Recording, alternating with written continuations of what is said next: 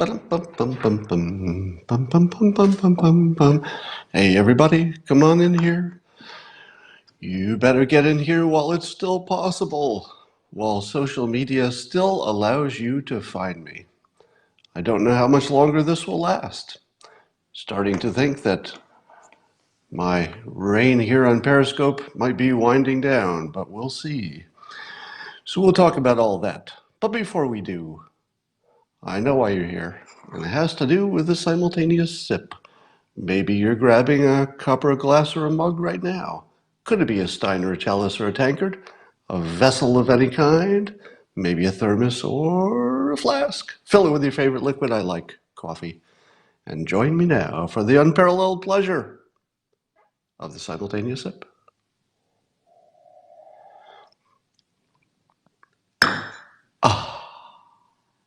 I would like to begin by reiterating a clarification from yesterday.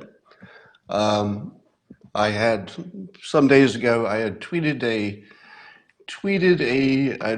something by Joe Concha. It was an article written by somebody else in which the somebody else repeated the fine people fake news.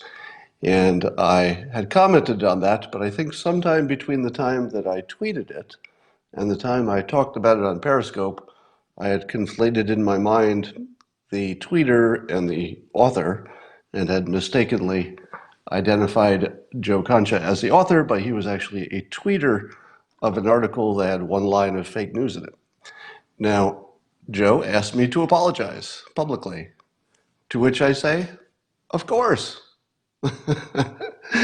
If anybody's going to apologize publicly for a mistake, it should be the creator of the 48-hour rule. So I did just that, but I added a tweet so that there's something he has that he can look at and forward. If anybody gives him a trouble, he'll have something specific that he can just forward to them. So I'm taking the apology off of its original place, Periscope, and putting it in addition on Twitter so that it's written instead of spoken. Anyway, I suggest that all of you do the same, which is if somebody asks you to correct an error, that you do it right away. Acknowledge it and correct it, and so I have. Enough about that. Let me get to my prediction. I'm going to make the following prediction. The two publications will be out of business within 12 months. One is Vox, and the other is the Daily Beast. So my prediction is both of those publications will cease to exist within 12 months. The reasons being different, but somehow similar. Number one, well, Vox, of course, has the problem that their brand has somehow now become synonymous with the worst person who works there. What's his name? Carlos Maza? I forget his name. But so he's becoming controversial because he caused apparently some demonetization of Steven Crowder and maybe some other people. And what this did was raise his profile. And unfortunately, his profile is the very worst thing that you could want as your banner. I remember the first time I saw one of his videos. So I didn't know him, didn't know he was associated with Vox, didn't know anything about him. I just saw a video. I remember watching the video and thinking to myself, am I watching the worst human being I've ever seen in my life? I mean, I'm not talking about people who are mass murderers, they're worse. But in terms of a person who's not actually, physically hurting anybody, at least directly, I thought, my God, the fake news and the whole presentation seems designed to cause some kind of a race war. And then as it went on, it was obviously he just was a racist. Of course, that's always an opinion, right? Everybody gets to have their own opinion of who's a racist, right? There's no test. It's subjective, isn't it? Now, if I watched his presentation and my impression, my opinion, and this is honest, by the way, my honest opinion is that he's just a racist. Now, I get to have that opinion, I'm pretty sure. But anyway, so Vox has two problems. Apparently, their writers are on strike. That's not good. Apparently, they weren't making money before, and they've just destroyed any hope they have of a good reputation in the world, thanks to this one employee who's so extra bad. I, I don't know how they can keep him on, but apparently they like what he's doing. He gets a lot of clicks. So I think Vox, their reputation is gone, their business model is broken, and more importantly, they have just painted a giant target on their backs. So from a business perspective, you don't ever want to do what Vox did.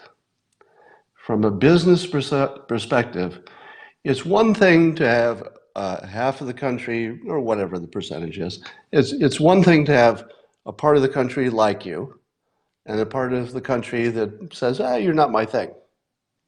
Any business can survive that situation. They only need that the people who don't like them don't care that much. Do you get it? Here's the important part. They only need, in order to be successful, you need some people who like you, which they have, but you also necessarily need some people the people who don't like you, to also not care. They just don't care one way or another. They're just ignoring you. That situation changed. Vox now just angered half of the United States. I'm not exaggerating, but there's some large number of conservatives who have just said to themselves, if there were ever a way to legally hurt Vox, I would certainly do it. Because they've outed themselves as not a credible player, not interested in reality, not interested in anything but really creating a bad situation in the country in return for clicks. So when you have that many people who are now motivated to do something to act against your interests, well, I don't know exactly how this will play out. It could turn into more lawsuits. It could turn out to pressure on their advertisers. You don't know how it will play out. But Vox has crossed a line from something that you didn't like but you could easily ignore to something that is now literally an enemy. They're an enemy of the people, but they're a double enemy of the class that they've identified for attack. Likewise, the Daily Beast, I think, is unlikely to be around for similar reasons. There are some publications that seem to have crossed some kind of weird line from at least pretending to be something like news or something like, a legitimate publication, to something else, something darker. And so I think both of those publications are unlikely to last 12 months. That's my prediction. All right, let's talk about Twitter. Has some new rules, terms of service. Apparently they've shortened them. And I did a quick look and I saw nothing that I would object to. Twitter looks to be like they have some kind of a more clear, easier to read ideas about what violates their terms of service, what kind of things would get you kicked off. So that's all good. I would love to see, but don't expect it, that if there were ever a perfect time for Twitter to do an amnesty, meaning allowing back on the platform people who had been kicked off before, so long as what they got kicked off for was something that would have been okay under the clarified terms of service. So I think it would be an amazing for their reputation and everything else if they did or at least considered some kind of a mass forgiveness of people who maybe didn't understand their terms of service because by their own reckoning they were too complicated and maybe people violated them without knowing. But now that they've clarified them, this is really the perfect time to say, okay, now it's more clear, try it again. And if you violate it again, maybe you have to be banned again. But at least it's clear. This would be the perfect time to do it. I don't expect it to happen. Here's why I don't expect it to happen. I told you that my Twitter traffic fell off a ledge in the last week. And I've suggested, and I'm going to suggest this again, here's a concept that is so true across all different areas and fields and projects and interests that you should always keep this in mind. It's probably the central rule of management. If you had to have one rule about management, it would be this: if you can measure it, you can manage it. If you can't measure it, you can't manage it. So when you look at managers, what they're doing, you will find that the things that they can measure, they're going to actually do a good job on because they can test things and they will operate on things that can be measured. It's just human nature, and it makes sense commonsensically as well. If you look at shadow banning and throttling and all of the allegations about what the social media networks are doing under the hood to suppress certain kinds of people and opinions, what's the problem with that? If you wanted to fix that, could you? Not if it can't be measured, you can't fix it. And the only people who could measure it are the people who are not going to tell you. If hypothetically there's something going on, those people would not want you to know, so therefore there's no way to measure it.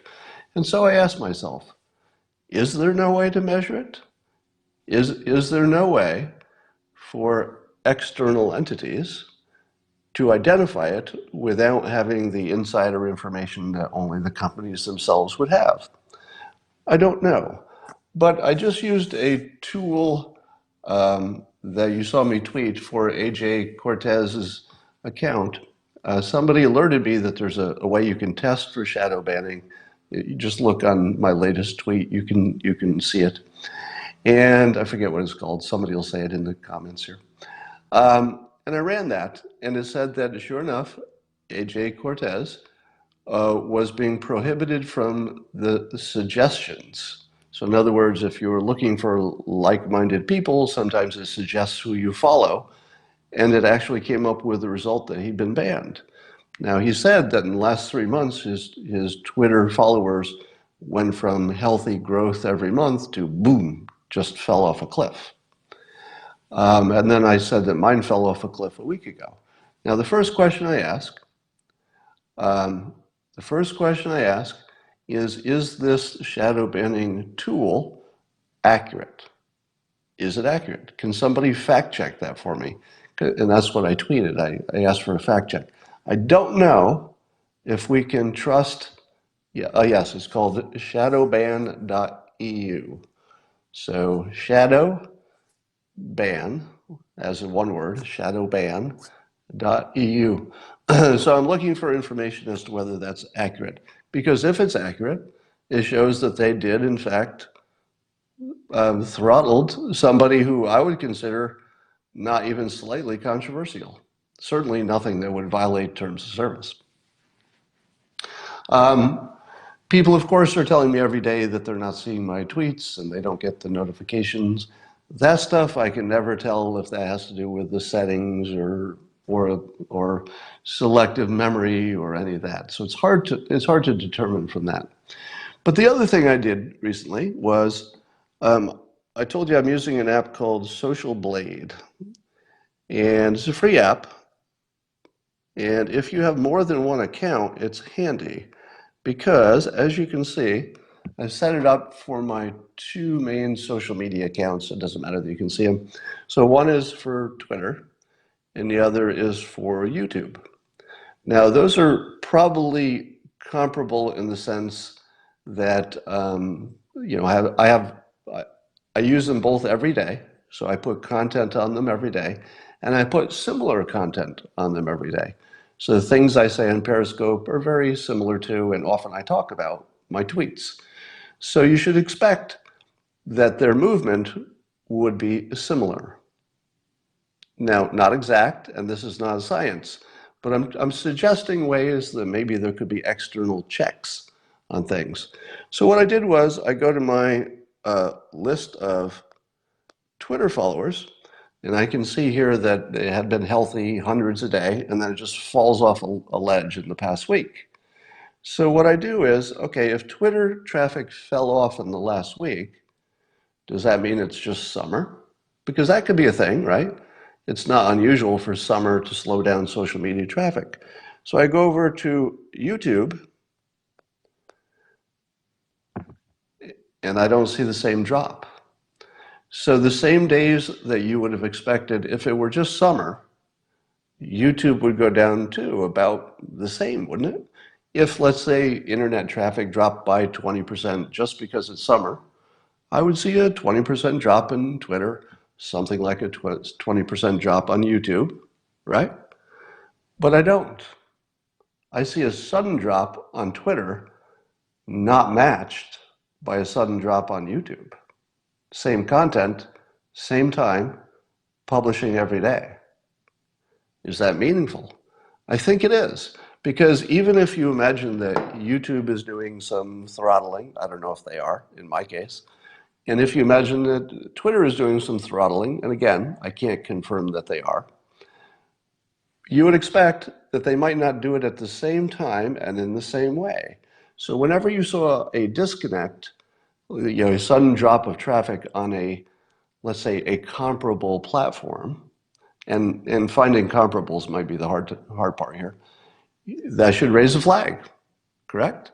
So what I'm doing is I'm suggesting that there should be some ways to have compare platforms and find any disconnects and flag it.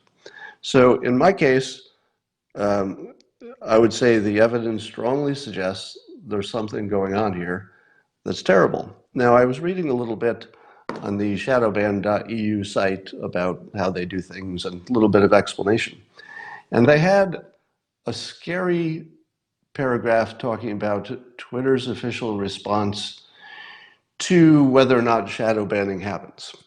And apparently they use some very specific lawyer-like language to say we're not shadow banning, but then they define shadow banning in such a limited way that it's not really what we're talking about. So one of the things that apparently would not be shadow banning, because of the way they defined it, would be if your tweets don't show up, if my tweets don't show up in your feed, that's not called shadow banning apparently. Because you can still go to my, you can still go directly to my account and read all my tweets. So my tweets are not hidden. They're all, every one of them is right there on my Twitter feed. It's just that you might not see them. Perhaps like AJ Cortez, maybe you just don't come up as a recommended person to follow. Would that be shadow banning? Well, by all of our definitions, yes. By the definition of Twitter, apparently no. So here's the big issue. I cannot determine, nor can any of you, whether there's really something going on here, because every time you think you see something, it isn't that different from what confirmation bias would look like. And you got to keep that in your head to stay sane. So for example, is AJ Cortez, the fact that that one piece of software identified that he was being shadow banned, is that real? I don't know. How do you and I know that that piece of software, that Shadowban.EU, how do we know that's accurate? How do we know that it doesn't have false positives? We don't know. How reliable is software from people you don't know? Not reliable, right? In general, it's not reliable. I don't know any way to test that. Now, so what I would suggest is that developers and people who understand how to use the APIs of these various services find some way to find comparables. So for example, let's say, here's another suggestion that's in the same line. Let's say you had my account, my Twitter account, and AJ Cortez account. Let's say you had determined, and I'm not sure this is the case, but let's say you had determined that they do similar kinds of things and they have a lot of followers in common. So the content and the followers have a lot in common. And let's say you added them to several other accounts, which you found largely similar. They might be the same scale, same size. They might be similar content, similar followers. And then you say to yourself, do any one of them show sudden drops? Because probably whatever would be happening that would look like shadow banning would probably hit some people first and may not have the same effect on every person who is there. Let's say they're comparable. So that's one way to measure. You could say, uh-oh, AJ Cortez took a drop, the comparables did not, so he's being targeted. Or the comparables on other platforms did not take a drop at the same time, therefore he's being targeted. You wouldn't always know, but perhaps you could, if you were looking at enough accounts over time, both comparing within the social media and also across platforms, could you find a statistical, reliable way to say something's going on here? I think so. I think the smartest people in the world could figure out how to do that. But you always have the problem that you couldn't confirm it. So even if you were sure you were getting it right, you probably couldn't confirm it. So that's a problem. All right, let's move on. Did you hear that Michael Wolff, who was a big anti-Trumper who wrote some crappy book full of lies, and then he had a follow-up book that's another crappy book full of lies about the president? Did you notice that he sort of came and went and nobody cared? So CNN had him on, but maybe only once? Because Michael Wolff is so, his credibility is, well, I refer to him on Twitter as the poor man's Michael Avenatti. And let me put it this way. If someone can refer to you as the poor man's Michael Avenatti, and people who read my tweets say, oh, you got a point there. He is sort of the poor man's Michael Avenatti. If you find that people will laugh at that because it seems true, well, maybe it's time to not be on CNN so much. So I think CNN has learned from their Michael Avenatti episode so that even the poor man's Michael Avenatti doesn't get much attention. Honestly, I don't even know what Michael Wolff said this time. I knew he had a book. I didn't click on a single link. Did you? Did any of you click on any Michael Wolff has a new book story? Every time I saw one, I said, well, not clicking on that, because I know there's nothing in there that's real. I imagine that those who measure these sorts of things noticed. I have a suggestion that is very, very self-serving for how to help with conservatives who are demonetized. I'm going to toss this out here because I don't know if it's a brilliant idea or a terrible idea, but I know for sure. So before you say it, let me acknowledge this is at least partly self-serving. All right. So don't think that I don't have self-interest in this idea, but you could take me out of the idea and the idea would still stand alone. All right. So I'm going to use suggestion for dealing with these demonetized people. And you might recognize where this suggestion comes from, but I'm not going to say it. Here's the idea. My startup has a crypto token called the WEN. We have millions of them, which are worth nothing unless people decide to use them and trade them and use them within the app, or they can use them on outside the app on exchanges, they can trade them, etc. So the only thing that makes any crypto token or coin useful is demand. Suppose, and I'm not offering this yet, I just want to fly it out there. Suppose I were to gift the larger conservatives who got deplatformed with a whole bunch of WEN tokens. All they would need to receive them is just open up an interface account or have a ERC20 wallet. Very easy. I mean, a couple of minutes to set up an account.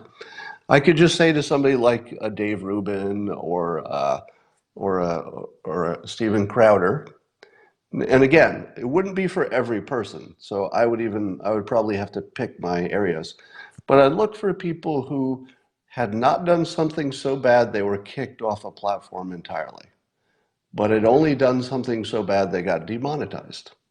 I could say, here's a bunch of when. All you have to do is accept it. There's no obligation. And then anybody who wanted to support those people could simply also buy the token. You could buy them at whenhub.com. You could buy them on hotbit.io and some other exchanges. So you could buy them in a variety of ways. And if anybody buys them for any reason, to use it within my app, simply to support these creators, to use it as your own gifts, because you could also gift it to people. So you could buy the when and say, hey, Dave Rubin, you got demonetized, if he gets demonetized, and say, here's some when. You know, not a lot. I'll give you $20 worth, whatever.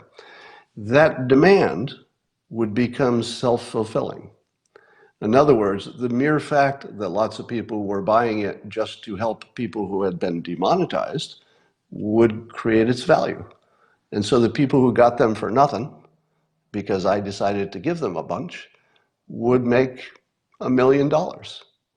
So you can make somebody like Steven Crowder or Dave Rubin, or I'm talking about the people who are not going to get kicked off a platform, but might be throttled, they might be demonetized. And I could just say, all right, here's a bunch of when. If the public wants these to be valuable and they want you to be rich because you got demonetized, you can do it easily. All right. So I'm not going to say that's, somebody says it's too complicated. Well, let me simplify it.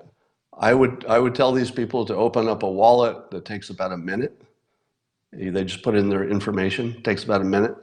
And then I can send them stuff and they don't even have to do anything. It'll just, it'll just appear in their wallet. I mean, it's a simple process. They don't have to do anything. If the when never becomes valuable enough that they say, hey, let me cash these in, then that's it. That's the whole process. If it does become valuable, cashing it in is simple. You just sign up for one of the exchanges and trade it for Bitcoin, trade it for US dollars, that sort of thing. All right, that's the idea. I'll just leave that out there for a minute. Do you see that Russia seems to be testing us on the sea and in the air? So there's a story about a near collision at sea, and then that's been added to some stories about some Russian aircraft intercepted some US military planes in international waters. Here's what I ask you about this. Is this real? I have a real concern that the news about Russia playing chicken with the United States is based on real events. I mean, I think the actual reported events are completely real. But there's something I'm worried about here, and let me get to it. It seems that the key piece of this is the naval thing that happened. So the two ships, the Russian ship and the US ship, came within, 150 feet of each other, which is way too dangerous. And it looks like the Russians did it intentionally. Now that's being used as sort of the main story, and then they add, oh, but they did these things in the air, and they tried to intercept us in the air, etc. But here's the thing. I think the air interceptions are not that unusual, are they? I don't know how unusual they are, because it seems to me that our militaries, at least in the air, are sort of testing each other every now and then. We get near their airspace to test their defenses. They get near our airspace to test our defenses. They do an intercept for sometimes a reason that makes sense to them, sometimes it doesn't. So I don't know how much the air stuff is different or bigger or newer or more dangerous than normal. So that's just a question mark, right? But when I saw this naval one, this one looks suspicious to me, and here's why. If you have never had experience sailing, you wouldn't know what I'm going to tell you next, which is that ships and boats have rules of right of way.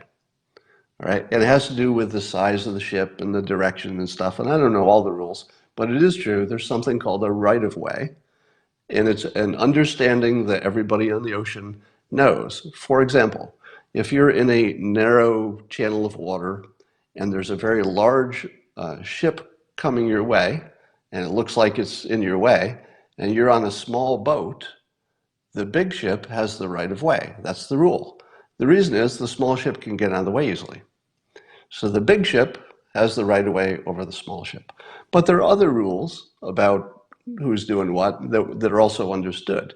Now, my understanding about this near collision is that the US ship slowed down artificially because it was landing some, I think, helicopters. So you had a Russian ship who believed, probably, it had the right of way, and you had a US ship which normally would be traveling at a higher speed, but slowed down. Now, did the Russian ship know that the US ship was in a process, landing a helicopter, that required it to slow down? I don't know. Because it's possible that Russia simply misread the situation and said, Russia has the right of way, and in order to sort of maintain our, our status, if you will, or whatever, our respect, they decided to make sure that they did not lose their right of way. They didn't want to be scared off their right of way because they had the right of way. Now, if all the Russians did was pursue their right of way and it got too close because they misjudged what the US was doing, which was slowing down to land some helicopters, would it have looked very much like what happened and have nothing to do with them testing us? Maybe. Yeah, I'm not sure that the bigger ship is the only criteria for right of way. I'm not a sailor, so somebody who knows this stuff, ideally somebody who has naval experience can answer that. But before you decide that the U.S. and Russia have some kind of military conflict just about ready to happen, I would ask you to at least consider that the news industry wants some news and they want it to be about Russia. And I just don't know if these are coincidences that they've packaged up as news. It might be. So here's my temporary position is that it's leaning fake news. It's leaning fake news.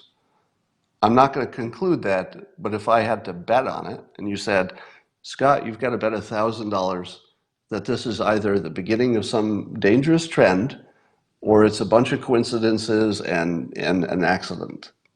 Which do you bet? I would bet fake news. So doesn't mean it's true, but that's where I bet. All right. I saw there was somebody who was described as an architect of the Green New Deal. All right, so this is a person, I'll tell you the name in a second, not AOC, but somebody who worked on it. Her first name is Rhiana, and I'll tell you the last name in a moment because the simulation is just so wonderful. You know, the simulation is the idea that we're actually just made of software and there's some creator. Because when you see coincidences like this one, that I'm going to describe in a moment, you have to ask yourself, is this really a coincidence? Well, it probably is, but it's still funny. Here it is. So somebody who's the architect of the Green New Deal, her first name is Rhiana, is of course the most lefty left you could ever be. So you can't really be the architect of the Green New Deal unless you're super left, right? What is the last name of the person who is identified with being super left? Well, it's a hyphenated name. So obviously her husband, she and her husband have different last names and they hyphenated. I don't know which name was which, but one of them, the names was Gunn, G-U-N-N, Gunn. And the other name was Wright, W-R-I-G-H-T. And they decided to hyphenate it in this order. Gunn-Wright. Gunn-Wrights. The most lefty person in the United States, her last name is Gunn-Wrights. I didn't make that up. Oh, somebody said could be a woman's spouse. You were correct. You were correct. I mistakenly said that, assumed that she was married to a man, and I should not assume that. So her spouse had a different name. So I don't know what to say about it. It's just so funny. I looked at it and I thought, am I reading this right? Is the leftiest person in the United States actually named after the Second Amendment? Because that's just too good. And did she not see that when they decided to name? Because, I don't know, would it be better or worse if it was Right Gun? Right Gun would not be as on the nose as gun rights, but rare. Anyway, so she made a prediction in some article that if we don't do the Green New Deal, or maybe even if we do, the climate change problem is this big. This is how big she says the climate change problem is. That we're talking about 150 million deaths, which she described as 25 holocausts. Now, first of all, anybody who compares anything to the Holocaust loses all credibility for me. I don't care who you are or what you're talking about. I don't care if you're left or right. If you're comparing your crap, whatever that is, to the Holocaust, I'm sorry. There's almost nothing else I can hear you say after that, because there's nothing that compares to the Holocaust. There are other bad things, but they're different. Never, never compare anything to the Holocaust, unless it's, exactly like it, I suppose. But what are the odds? Let's say you were asked to make a bet. And here's the bet. You have to bet that 150 million extra people will die because of the temperature going up at least 1.5 degrees. Or you have to bet that fewer people will die. In other words, people will be saved. There will be fewer deaths than ever, even with the climate change. Which way would you bet? Would you bet that this is the time that the doom and gloomers are right and 150 million people die, or that actually less will die than have been dying historically? Well, if you studied history, or Bjorn Lomborg, anything he writes about, in terms of the risks of death, you would see that we've become so good at avoiding death, even if the problem is the same or bigger, that if you were going to bet on it, you would bet that nobody died. That would be the smart bet. Even if climate change is exactly what the scientists say, even if it's on the high end, I would bet the number of deaths will be zero, and probably fewer people will die than used to die just from other old reasons. So the obvious examples are we're better at surviving and predicting storms. If the ocean rises, people aren't going to be standing on the beach and suddenly drown. They're going to have years to say, hey, this used to be up to my ankles, but now it seems like it's up to my shins. I don't think people are going to drown because the ocean got bigger. Now, what about death from famine?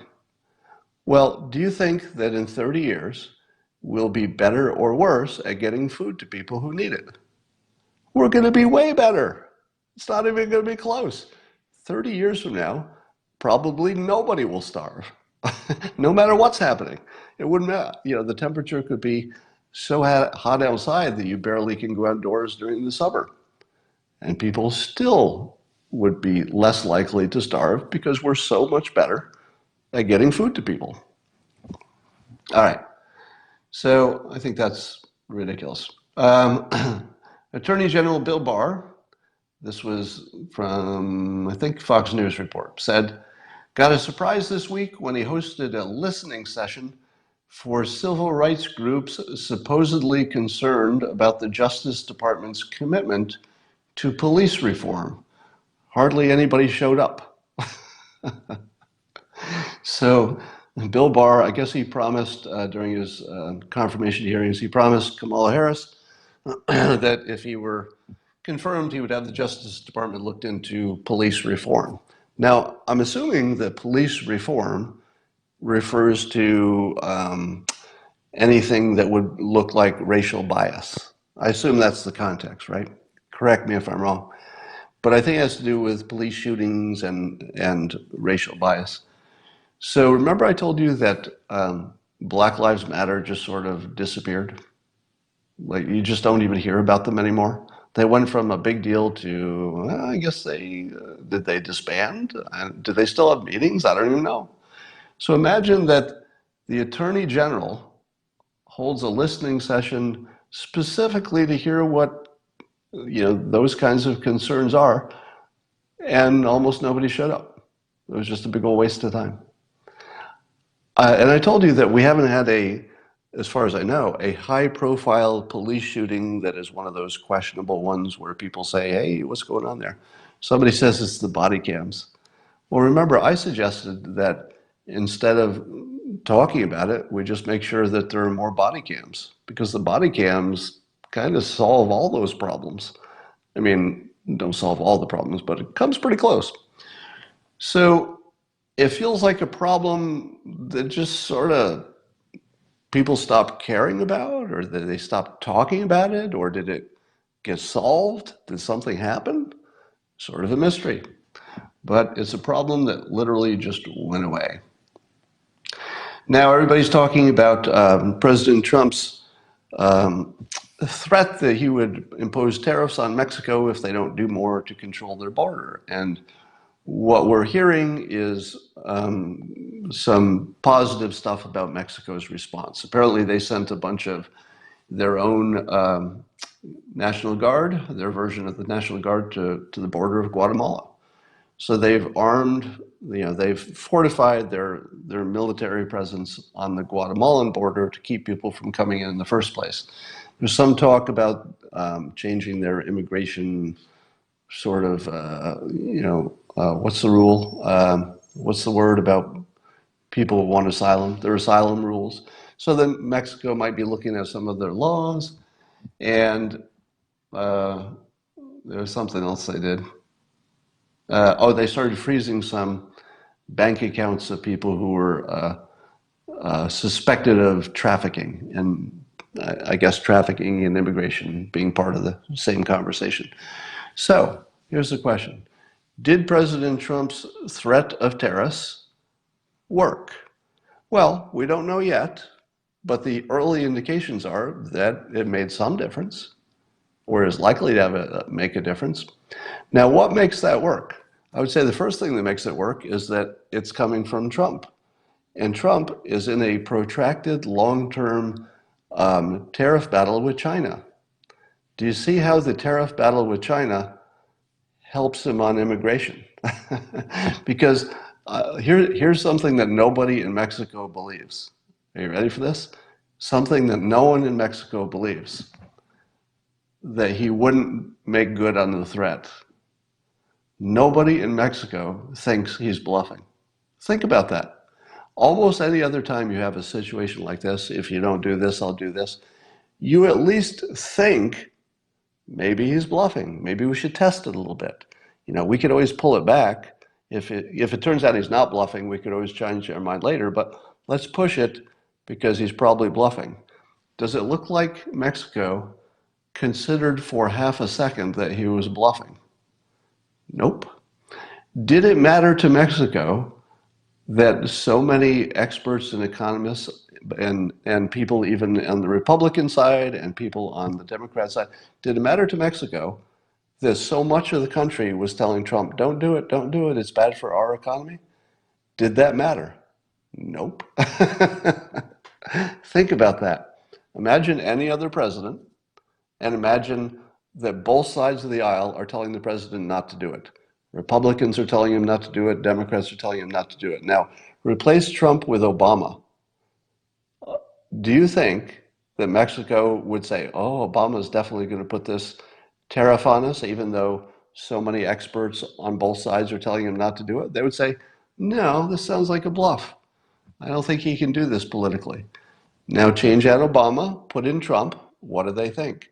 Abso-frickin-lutely he's going to do it. He's going to do it, and it doesn't matter how many people tell him not to. Do you know why? Because he's right, and it works. And if you don't make good on your threats, you don't get anything. So he's definitely going to make good on his threats. He will make good on his threats. That's what gives him currency. That's what gives him the ability to negotiate. And you see that so powerfully here with Mexico, if it comes to a good solution or an improvement. We'll see. All right, we've got to talk about some new nicknames here. We've got President Trump is testing out Nervous Nancy for Nancy Pelosi. I have rated this among his very best. Nervous Nancy is up there with Low Energy Jeb as just a home run. Now, I don't know if he'll keep it, because it depends if, if the public retweets it and stuff. I'm sure they're keeping an eye on how people are responding to it. But let me tell you how perfect this is. And then I'm going to compare it to something that's not perfect so you can see the difference. Nervous Nancy has a number of qualities. Number one, and this is his secret sauce, it's something that visually is reinforcing. Every time you see her, you're going to wonder, hey, what's going on? Is she old? Does she have a mental problem? Is she drinking? Is she sick? Or is she nervous? Now, had Trump said, I think she's drinking or she's mentally incompetent, people would say, oh, come on, that's not really an evidence. You could have your suspicions, but that's not fair. But when you say somebody's nervous, everybody's nervous. Sometimes we're more nervous than other times. But you can't really debunk it, because without getting inside her head, how in the world can you know if she's nervous or not? So it's brilliant because it doesn't go too far. Calling her a drunk or insane would go too far. Nervous is well within his acceptable range, where people aren't going to say we must impeach him for calling Nancy Pelosi nervous. So it's safe. But imagine how that gets in your head. This is the part people don't get. When Trump refers to Biden as sleepy, he's changing Biden's behavior, and he's calling out something for the press to look at. So the press is going to pay attention to how hard Joe Biden is campaigning. And if it's not hard enough, they're going to call it out because the president calls him sleepy. If Joe Biden responds to that by trying to up his energy, he's going to look like a fake, because if you put your energy higher than your normal energy, people say, what's wrong with you today? It just looks fake. So he can't do that. And if he tries to let's say he adds more events or something, he's actually going to get tired because he's pretty old. So Trump is using sort of a trash talk psychology that you would use on a golf course. I was imagining after he came up with Nervous Nancy, I was imagining how hard it would be to beat Trump at golf. Could you imagine trying to golf with Trump, even if you were better than him a little bit? You'd be talking in the golf cart, and he'd be saying stuff that just gets in your head. You'd be driving in the golf cart, and Trump would be like, hey, nice day, And he'd be talking about different things, nothing. And then he'd say, hey, I notice your stroke's a little smoother than normal. And the competitor thinks, my stroke's a little smoother than normal? I haven't changed anything. I wonder what makes my stroke look smoother? Well, he didn't insult me. That's actually a compliment, isn't it? I think my stroke is, and then by the time that golfer gets to the ball, he's barely going to be able to hit the ball. The ball's going to go in the trees, because all the golfer is thinking about is his stroke. Now, if you're a golfer, you already know this, right? You don't comment on somebody's form during a match. You don't do that, right? Can the golfers here confirm? I'm not much of a golfer, but can you confirm that the last thing that would be fair game is to mention anything about somebody's technique or how they're feeling? Or suppose you said to your say, hey, what's the matter today? And the golfer says, what do you mean, what's the matter?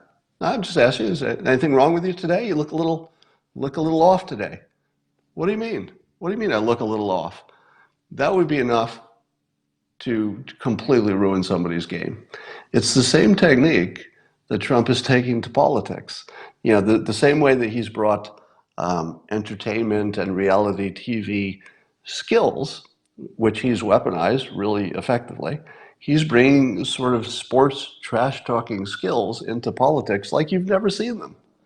So imagine you're nervous Nancy. The next time you're speaking in public, what's it going to do to you to know that half of the country is watching you to see if you're nervous? Think about it. If you haven't thought of it this way, you're missing the best part. The best part is what it does to her future behavior, because you can't ignore that. It's impossible to ignore. The next time she's in public, she's going to be speaking, and because there have been all these clips of her changing her word or hesitating and pausing, before you had seen it framed as nervous, maybe it didn't mean as much to you. If nobody had been talking about, there's something wrong with her speech because of that fake video that slowed down her speech and made it look like she was slurring, if none of that had ever happened, you wouldn't even notice, because people who speak without a script in public often need to pause, change a word, misspeak, stammer. Completely normal, and certainly completely normal over a certain age. But Trump just got in her head so hard that the first time she gets flustered, misses a word, has to correct, the first time she has an imperfection, she's going to be thinking about the thing she has to fix, thinking about what she wants to say, thinking about how to say it, and thinking about how to make it look not nervous. How's that going to look? Let's just say her golf game is not going to be on point. And that is the genius of what he does. Now, let's compare that. Let's compare it to Don Jr.'s tweet, I think it was yesterday or today, in which he was referring to Joe Biden changing his stance about the funding of abortion. So I guess Biden had been at one point supportive of the idea that the federal government should not fund abortions. He now changed that to, yes, the government should be funding abortions.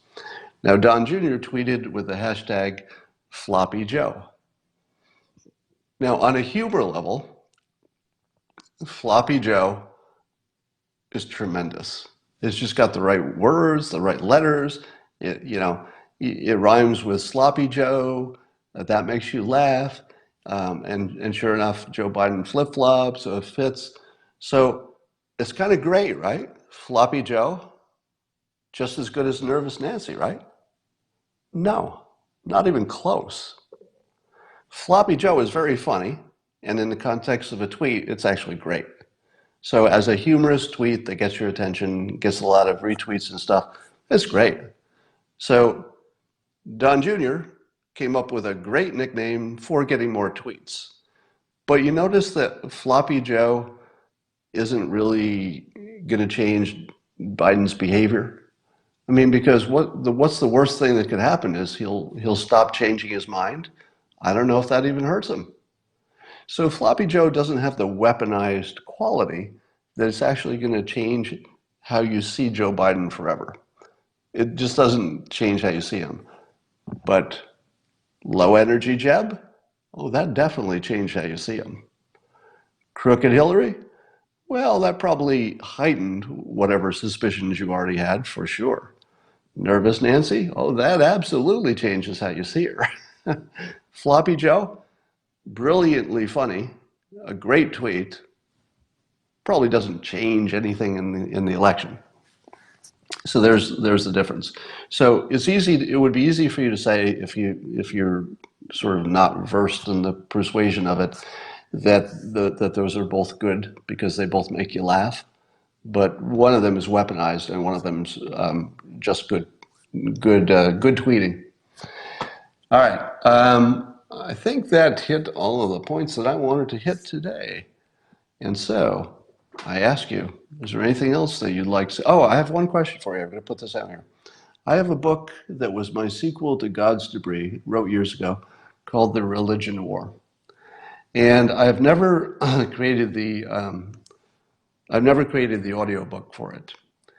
Would any of you be interested in hearing the audiobook in chapter form on YouTube? In other words, I could just read my own book on YouTube, and then you can listen to it as a podcast, or you can listen to it as a... Now, I'd probably, I don't know if I would break it up into separate chapters or what I'd do. I might do that. Okay, a lot of people are saying yes. I mean, why wouldn't you? It's free. You can listen or not listen. All right, I'll think about doing that. I'll find the right time to do that, and then we'll go. Question. I have improved my lighting setup in this room. Is my lighting better today than usual? Usually I can't tell until the replay. So here's the question. Is my lighting good today? Oh, I don't know what you're saying yes to now. Can somebody tell me if my lighting's good? I'm waiting for some of the comments to go through. All right, well, I'll look at them later. Good, I'm glad so many of you are saying yes to that. Well, then I'll do that. Isn't this the beauty of the medium? You can watch in real time as you're influencing me, and then I do something on social media, and that influences other people. So you're actually, I hope you feel this. Like in real time, you're influencing me, and then I'll do things that will influence other people. This is real, and it's powerful, and it's fun. Somebody says too bright. I think you might be right. I won't know until I see the ultimate replay. All right, enough for now. I will talk to you later.